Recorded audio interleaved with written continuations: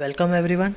आज मैं आप लोगों के लिए लेके आया हूँ मॉलिक्यूलर ऑर्बिटल थ्योरी का पार्ट 2। पिछले पार्ट में हमने एमओटी को बहुत अच्छे से समझा था।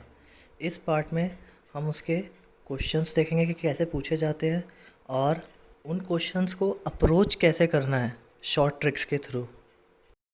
तो स्टार्ट करते हैं हम अपना आज का लेक्चर। सबसे पहले हम बात करेंगे बॉन्ड ऑर्डर के लिए शॉर्ट ट्रिक क्या है। पिछले पार्ट में मैंने आपको बॉन्ड ऑर्डर निकालने के लिए बताया था कि आपको मॉलिक्यूल की पूरी मॉलिक्यूलर ऑर्बिटल कॉन्फ़िगरेशन लिखनी है। फिर उसके बाद हम काउंट करेंगे कि बॉन्डिंग मॉलिक्यूलर ऑर्बिटल में कितने इलेक्ट्रॉन है, एंटी बॉन्डिंग मॉलिक्यूलर ऑर्बिटल में कितने इलेक्ट्रॉन है। फिर उनको सब्ट्रैक्ट करके डिवाइड करेंगे 2 से, तो जाके हमको बॉन्ड ऑर्डर पता चलेगा।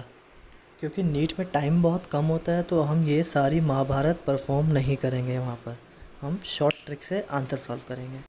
अब देखते हैं कि शॉर्ट ट्रिक क्या है। नाइट्रोजन, इसके अंदर होते हैं 14 इलेक्ट्रॉन्स और इसका जो बॉन्ड ऑर्डर होता है वो क्या होता है 3। ये आपको याद रखना है। आपको ये याद रखना है कि अगर कोई भी स्पीशीज़ उसमें 14 इलेक्ट्रॉन्स है तो उसका बॉन्ड ऑर्डर होगा 3। जैसे जैसे हम इलेक्ट्रॉन कम करेंगे, मतलब एक इलेक्ट्रॉन कम करने पे हमारा बॉन्ड ऑर्डर 0.5 से नीचे आ जाएगा। चलो इसको एग्जांपल्स की हेल्प से और अच्छे से समझते हैं। अगला हमारा एग्जांपल है N2+। N2 में इलेक्ट्रॉन्स थे 14, इसने एक लूज़ कर दिया तो इसके पास इलेक्ट्रॉन्स रह जाएंगे 13। अब एक इलेक्ट्रॉन कम होने पे बॉन्ड ऑर्डर 0.5 से नीचे आएगा, ये मैंने आपको बताया।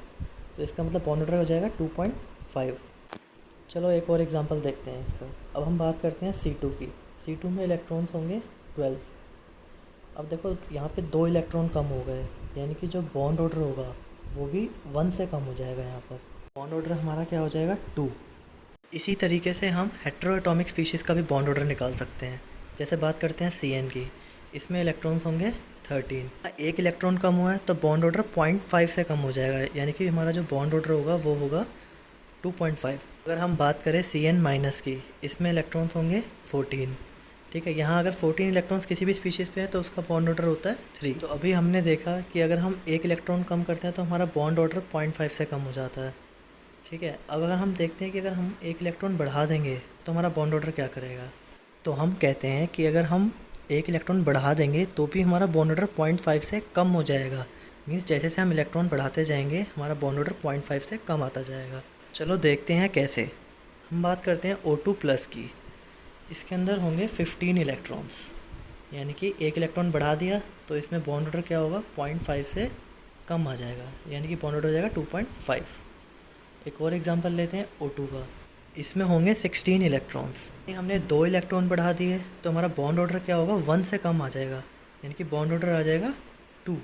लेकिन इस शॉर्ट ट्रिक की ना बस एक एक्सेप्शन है और वो है CO+, जिसका जो बॉन्ड ऑर्डर है ना वो होता है 3.5। ये एक्सेप्शनल केस है, फ़िलहाल के लिए आप इसको याद कर सकते हैं। तो अब हम शॉर्ट ट्रिक की हेल्प से क्वेश्चन सॉल्व करेंगे। क्वेश्चन है, consider the following species CN+, CN-, NO and CN।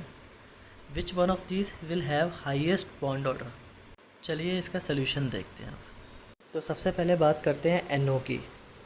NO में हमारे 15 इलेक्ट्रॉन्स हैं, यानी कि एक इलेक्ट्रॉन बढ़ा दिया तो इसका बॉन्ड ऑर्डर क्या होगा 0.5 से कम करेगा, बॉन्ड ऑर्डर होगा 2.5। CN की अगर हम बात करते हैं तो इसके अंदर 13 इलेक्ट्रॉन्स हैं, एक इलेक्ट्रॉन कम कर दिया तो इसका बॉन्ड ऑर्डर 0.5 से कम हो जाएगा, यानी कि इसका बॉन्ड ऑर्डर होगा 2.5।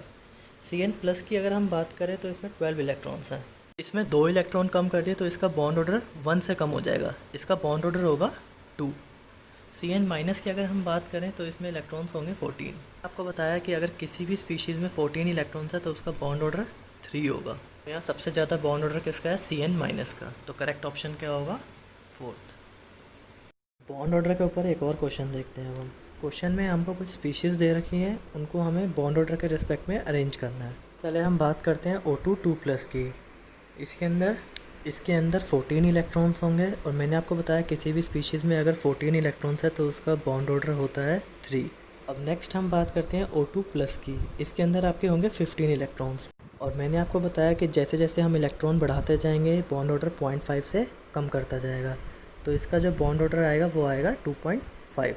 अब नेक्स्ट हम बात करेंगे O2- की, जिसके अंदर होंगे 17 इलेक्ट्रॉन्स। यहाँ हमने 3 इलेक्ट्रॉन बढ़ा दिए तो इसका मतलब इसका बॉन्ड ऑर्डर 1.5 से कम कर जाएगा, तो इसका बॉन्ड ऑर्डर आएगा 1.5।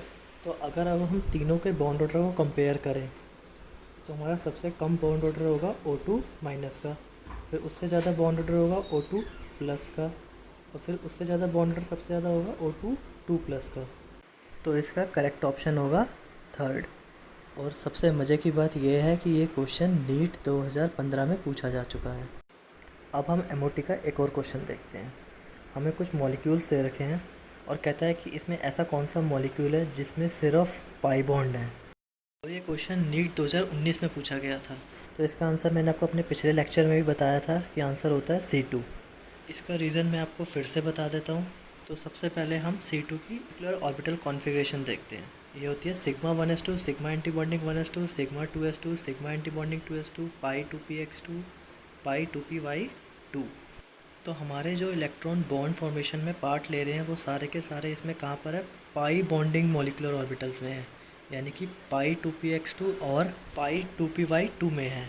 इसका करेक्ट आंसर क्या होगा, C2, यानी कि थर्ड ऑप्शन इसका करेक्ट ऑप्शन है।